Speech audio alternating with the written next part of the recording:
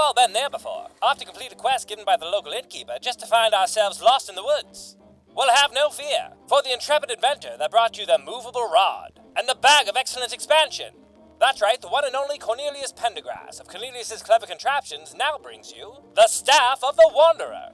The Staff of the Wanderer will welcome wayward walkers to the wonderful world of wilderness wayfaring. Those dangerous magic staffs have only one use, and can be unsafe and unwieldy, whereas the Staff of the Wanderer has an almost endless variety of uses. For example, use it to fight off ruffians, or perhaps as a measurement device.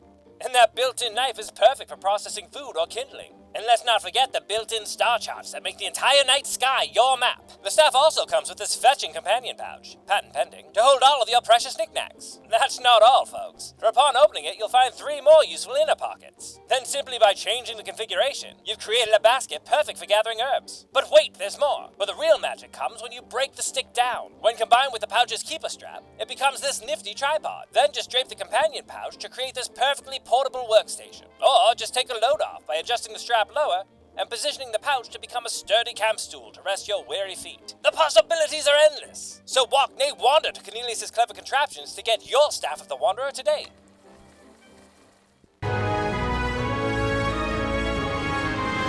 Greetings, adventurers, and welcome to Skill Tree, where we learn how to do just about everything. So every once in a while, I make a project that I become like a child on Christmas Day about. Just stupid excited and nerding out over, and this right here, this is one of those projects. I've been so excited to show this to you, I can't even contain myself. That being said, this is going to be a longer episode because it's basically like 2 different projects kind of crammed together. So if you came here just trying to learn how to do like a leather camping stool or something, check out the timestamps below and you can jump right to that. It'll be like halfway through this thing. But if you want to see the epicness of the entirety of this project, please do stick around. I think you're going to get a kick out of it. So as this is an abnormally long episode, let's jump right in and level up this skill. I don't know if, Maddie, you're going to change the skills halfway through from like woodcraft to leather. We're doing a lot here. Okay, so I think the easiest way to approach this thing is to actually break it up into the 2 separate projects. That being the staff and the actual like leather seat pouch portion of it. So let's start with what kind of took the most time and make the actual staff first. Now for the actual body of that staff, I picked up 3 1-inch by 3-foot oak dowels at Lowe's. You definitely want to go for a hardwood here as it's going to be carrying some weight. That being said, they are quite long. I don't need 3 foot worth. That would end up being like a 9-foot stick, just short of the 10-foot pole, by the way. But it would also make like, when it's in stool form, a really kind of tall stool. I don't think we need that. So to get a feel for how tall I kind of want the staff to be, I busted out this other long dowel that I had lying around and marked it roughly where I felt it was comfortable. I also so happen to have this camp stool that I bought from Cabela's a few years back, which is great because I could use it as a reference point. And I was really pleased to have this kind of work out. It turns out each one of those legs were about 2 foot long, which if I cut my sticks to be that when they're stacked on top of each other would make a 6 foot long staff, which just so happens to almost be exactly what my comfortable measurement ended up being anyways. So using those measurements, I cut my 3 dowels each to be 2 feet long, again giving me roughly a 6-foot staff when they're together. Now I know what you're thinking, but clever, these are 3 separate pieces. How are you going to secure them together to make a nice staff? Great question, and one that honestly had me really stumped there for a while. At first I was gonna add like a threaded rod through them, but that would kind of,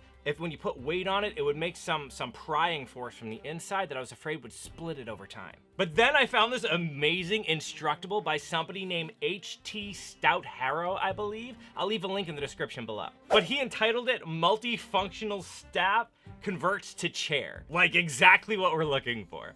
And though aside from how to connect them together, we end up going in very different directions for the rest of the build, these instructions were a huge inspiration and totally solved my problem, so definitely go check that Instructables out. Anyways, the way they went about it was actually using some plumbing adapters to help connect everything together. So for this project, I just needed 2 male 3/4 inch by 1/2 inch pipe adapters and 2 1/2 inch by 3/4 inch female adapters. The thought here is to mount them where I want the staff sections to join together, giving me an easy way to thread them on and off. The only real obstacle is the fact that the outside diameter of the fittings match up almost exactly with the dowels. This means I'm gonna have to remove a bit of wood the thickness of the walls of those fittings. But this is way easier than you might assume, so don't freak out about it. For starters, I just measured exactly how far down I would need to be making those cuts into the dowels. Then I marked that all around the circumference of the dowel to give me a clear line to work with. To make it even easier to follow, I used a bit of masking tape, lining it up with those marks to make sure I had a perfectly straight line. Now if you have a belt sander like this one, I found it really easy just to follow along that line,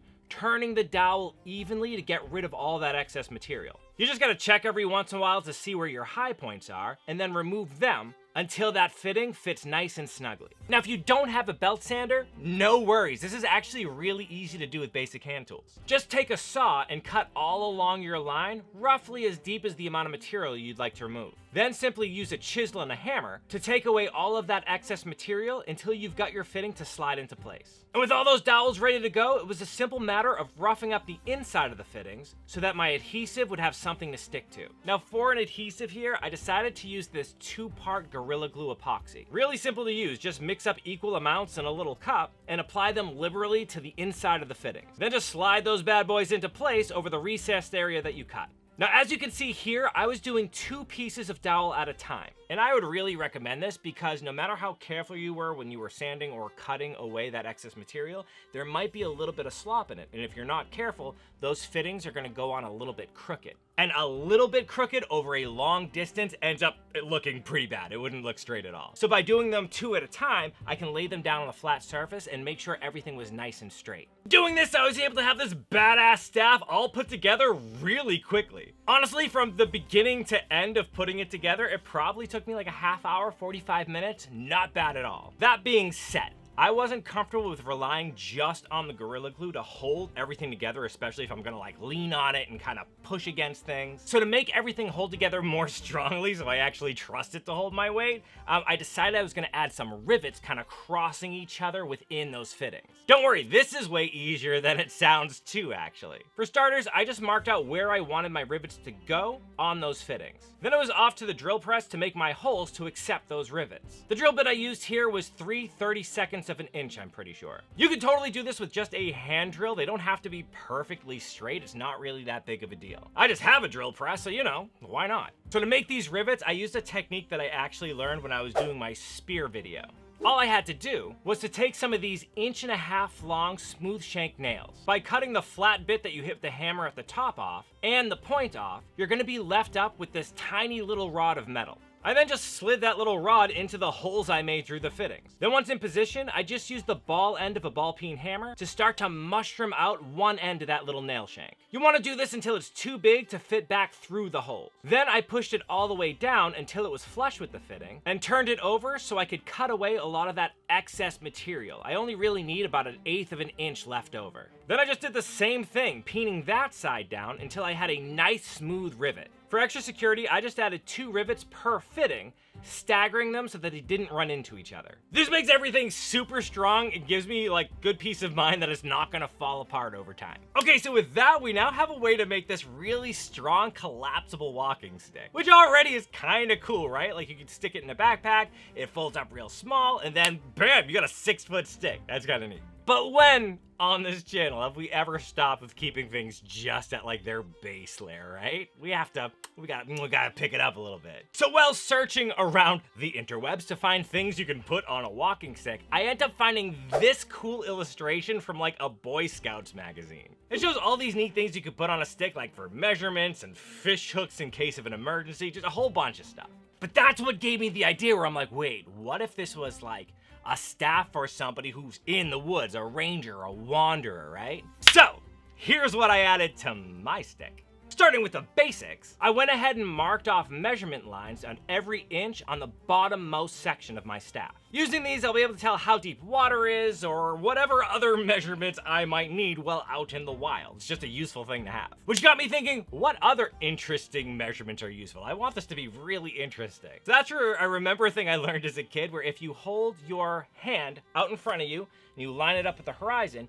you can count the spaces between your fingers, and each one of those is 15 minutes, with 4 fingers equaling an hour. So you know exactly how long it takes until the sun will be down. It lets you know how much daylight you have left. So with that in mind, I just used my fingers as a measurement device and marked those where they go on the stick. Now, rather than trying to like keep your hand where the last one was and make sure you get it perfectly, I just have to hold that end of the stick up and be like, about an hour and a half left of daylight. We should make camp. It's small and dumb, but I love it so much. And to make these permanent, I simply used a handsaw to cut those grooves into place, and then used my wood burning kit to make my daylight time marks down as well. At this point though, I entered like a fugue state. I'm not gonna lie to you, I started researching for this thing at like 6 p.m. and I didn't stop till about 3 a.m. And what I was studying during that time was just natural navigation, how to use nature in order to find your direction out in the wild. So that's what I wanted to use the top section of this stick for. I wanted to make all these different diagrams and stuff to remind a wanderer on how to do all of these things. So with that in mind, I added on there diagrams on how to use the moon and its many phases to find direction, diagrams on finding the North Star using Ursa Major and Cassiopeia, how to find the Southern Cross if you're in the Southern Hemisphere, and even using the leading star on Orion's belt to tell me which way is east and which way is west. Seriously, this is where you work on another skill, like woodworking at this point. Why would I ever learn natural navigation through woodworking? But because I'm making it this kind of nerdy, fun, interesting fantasy-esque thing, now I learned this whole other field where there's honestly things I never knew that are around me all the time that you could totally use to help yourself navigate in the world. Epically interesting. So interesting. How you can even use that stick and stick it in the ground and see where it casts its shadow. You put a little rock where the shadow starts, and then you wait like 20 minutes and you put another little rock where the shadow's moved on to, and now you have a perfect east-west line. That's dope. That is great. I'm sorry, I'm really entertained by all of this. You know what, if you're interested in learning natural navigation, I would love to do that as a skill on this show. Leave down in the comment section below if you guys think you'd be interested in that at all. You can just kind of drop me in the middle of the woods and be like, find your way. As another interesting little feature, I actually drilled in holes all the way through at 90-degree angles from each other. And this is because if you have your bearing, you're trying to head in this particular direction, you're marching along and you come on like a pond or something that you need to get around, you don't want to lose that bearing you were heading in. So what you can do is you put your stick down and you aim it exactly where you're trying to head, you look through the hole you sight, and then keeping that stick in that direction, you can look exactly 90 degrees, aim at another thing to sight, and start walking towards that direction until you've passed the thing you want to walk around. Then you just do the same thing. You turn in 90 degrees and you form basically like part of a box going around this thing until you're exactly back on the line you were traveling so you don't get lost. Stuff is so clever and cool. All right, so with those super useful decorations pretty much done, I wanted to add a little bit of color and protection to this thing. To do that, I just ended up using this Danish oil, which does both of those things in one pass. I really like how natural this color comes out, and it's super easy to use. That said, once it dried, I really wanted to like double make sure that it was protected because I honestly actually want to bring this thing out. So to that end, I decided to use some boiled linseed oil just to make sure it was really sealed against the elements. Now that's all well and good, but just maybe, I don't know, maybe a couple more tools on this thing couldn't hurt. And I have had this really cool little knife forever and thought it would look like neat with this whole motif. So I just connected it to the center part of my staff using some hemp cordage. This also doubles as a really nice way to give me a little bit of extra hemp cordage, which is great for starting fires, binding stuff, or you know, whatever else you might use some cordage for. And to make the whole thing more comfortable, I wrapped this leather strap around it right where my hand would go and secured it in place with some of these upholstery tacks. And can I just say, I really love the way that looks. It reminds me of Donatello's staff from the like 1980s Ninja Turtles movie, and I love, it's a vibe I'm for. I love it. It's great. And I know I've added a lot of stuff to it already, but while looking up that natural navigation, I found out about these really cool things called ranger beads or like pace counter beads. Basically like a set of beads that are strung up on some cordage that allow you to know how much distance you've covered over a period of time. Basically, to use them, you have to know how long your stride is, which is like every time one foot hits the ground. So if you start with your left foot, then every time your left foot hits the ground, that is one stride. So go to like a football field, walk the 100 yards of a football field, and you know that it takes like, I don't know, 62 strides to walk 100 yards. So knowing that if you're walking, every time you take your 60 strides, you put down one of those beads like a little abacus. That lets you know you've walked 100 yards. After you've done this 10 times, you put down one of the beads on the other side, which lets you know you've walked 1,000 yards, and then you can just start over again. Doing this, you can keep track of how far you've traveled if you know roughly how far away something is, or if you've had to walk away from your camp to find materials and need to find your way back, you know how many steps it took you to get there. Something I'd say is pretty useful for a wanderer to have.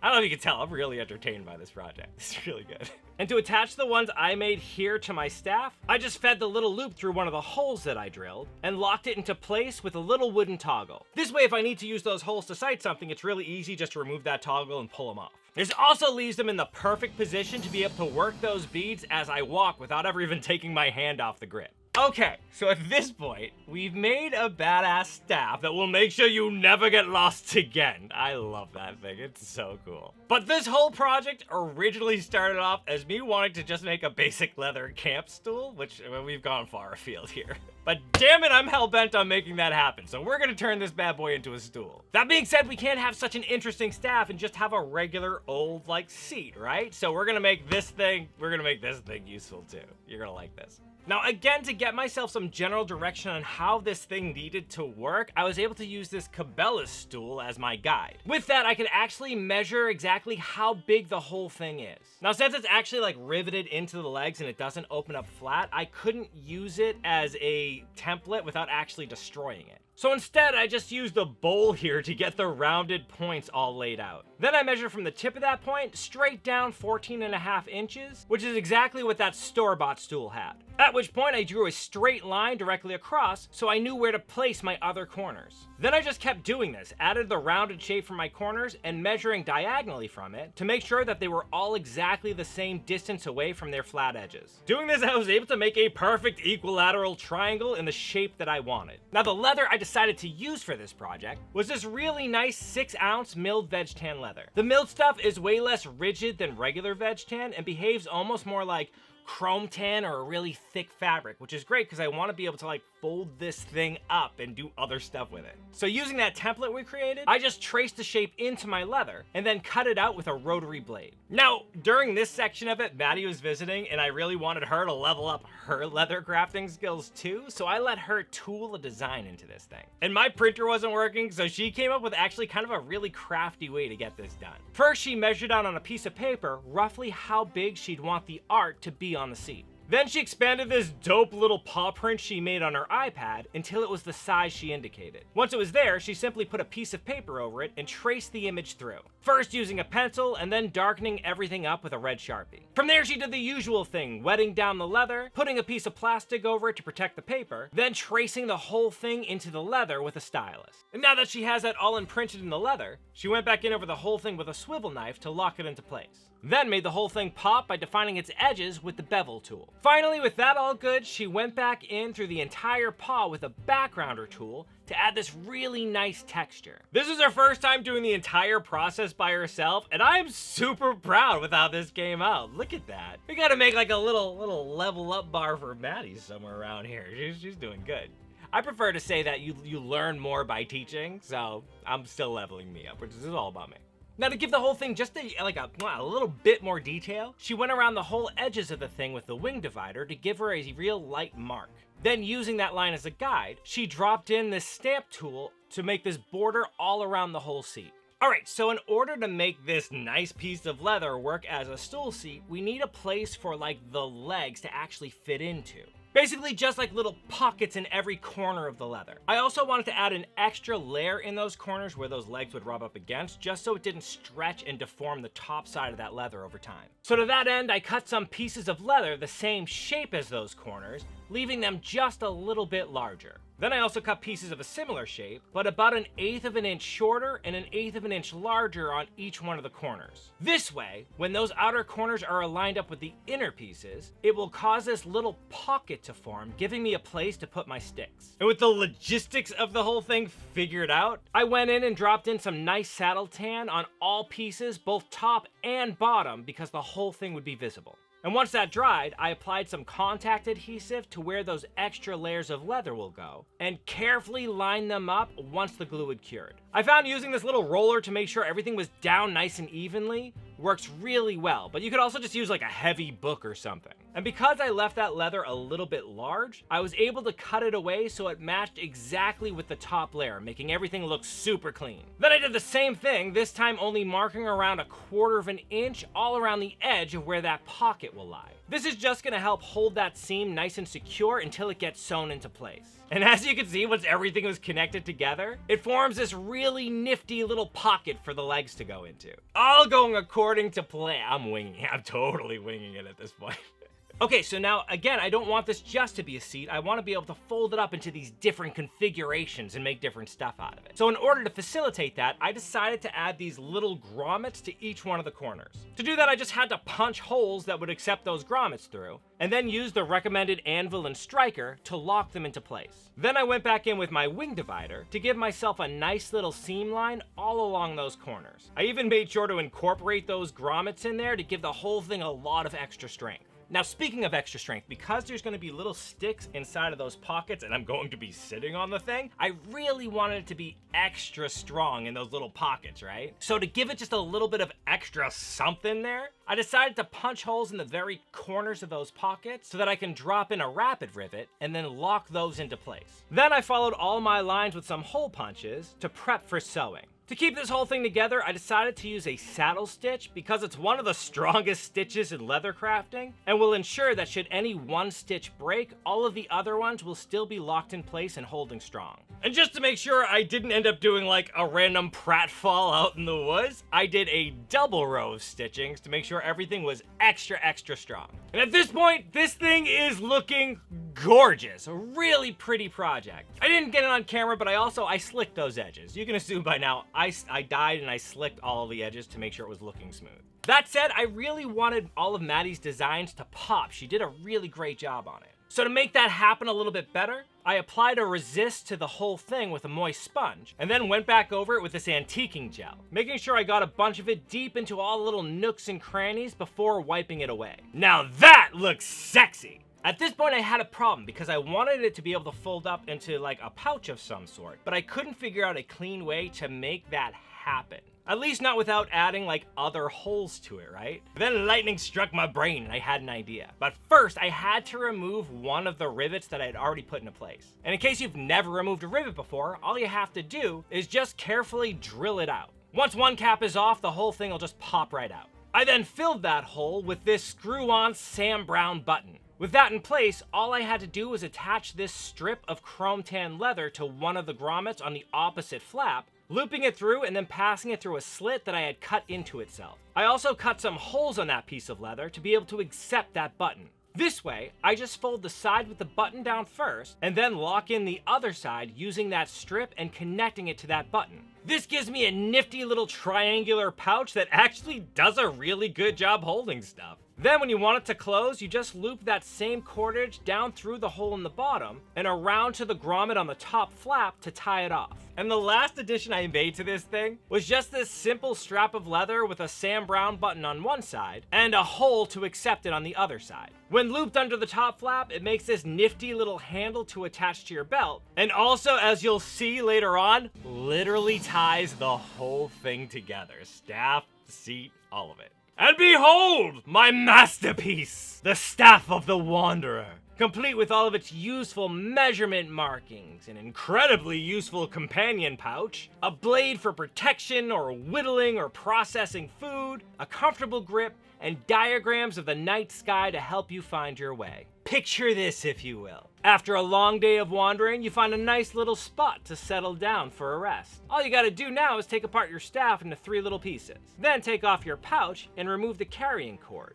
You use that to bind your 3 sticks together and form the legs of the stool. Now it's a simple matter of sliding those legs into the pockets of the leather to give yourself a comfortable little seat to take a load off. Just rest in luxury while you start carving your next project, potentially to sell in the village just beyond the next valley. But wait, perhaps you want to do some leather crafting while you're on the road. Why not? Just move that binding to the top to make this nifty little tripod here. Then drape that seat upside down, giving you pockets to hold all of your tools to make this nifty little workstation. Then once you're done, you can keep your tools in place, folding everything up nice and neatly so you can pick up that project right where you left off. Honestly, the uses of this thing are only limited by your imagination. You can use it as a little basket to gather fire starting materials or berries. Heck, on a sunny day, you could just tie 2 of the flaps together and use the damn thing as a hat. It may look dumb, but damn it, it works. It's just like one of those little Robin Hood hats. It keeps the sun out. It works really good, actually.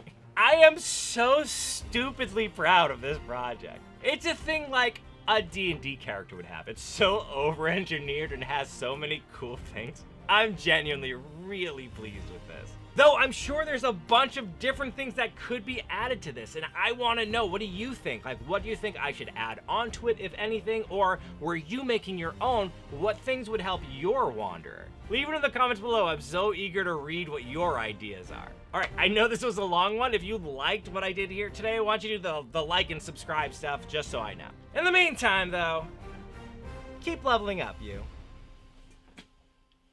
Hello Wanderers, thank you for making it to the end screen. YouTube loves when you do it, tells the algorithm you like what I do here, so thank you for that. I also wanted to thank all of these incredible people who make this thing possible. And a special shout out to my newest high tier level Patreon, Bear Hardy, Ryan Loisel, and Gabrielle Duden. Without all of your generous giving, I wouldn't be able to do any of this epic stuff. I love this stuff. This is so much fun. So thank you so much for making it so I can do this. If you'd like to join their noble ranks, why don't you consider joining our Patreon, link in the description below. Otherwise, you can support us by watching another one of these videos down here.